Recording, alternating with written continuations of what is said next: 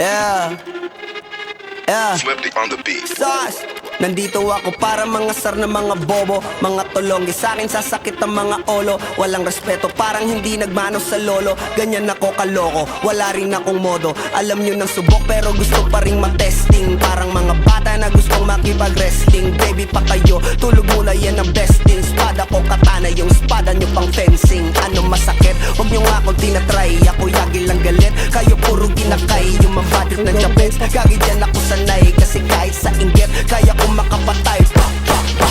Tuhod, dibdib, ulo, tama. Nakangising, nakatitig, nalilisik. Walang awa, gusto mo kong pabagsakin. Nananaginip ka pa yata. Tulog ka pa bata, wag kang lakas tama.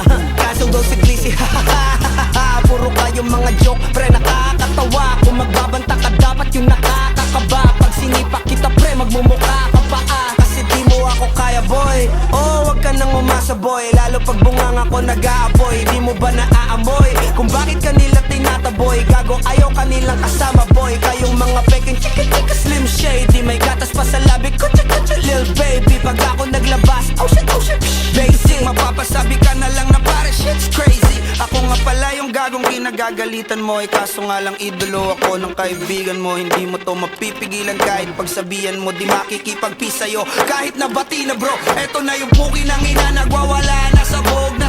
Kahit walang mariwana. Kung katulad mo ko, edi malupi ka na din sana. Guho talaga pag ako ang nakapinsala. Bukod sa lupet, ganito ako kakulit. Di kung ayaw mo sa'kin, pero papakinggan mo ulit. Daming gustong pumapel, pero tangin na punit. Kanta ko ay laging fresh, na parang bagong gupit. Ano kaya ba, pre? Huwag mo nang itanggi. Di mo alam kanina pa kita pinuputakte. Todo mo na yan, pwe, para kang timanghe. Para kang sedan na sinagasaan ng tangke. Parang tanga to kung ano-ano yung sinasabi. Yan mo na tol, siskas na kasi yan Gagawin lahat para sa issue makasabit. Yung mga may galit, mga walang talent.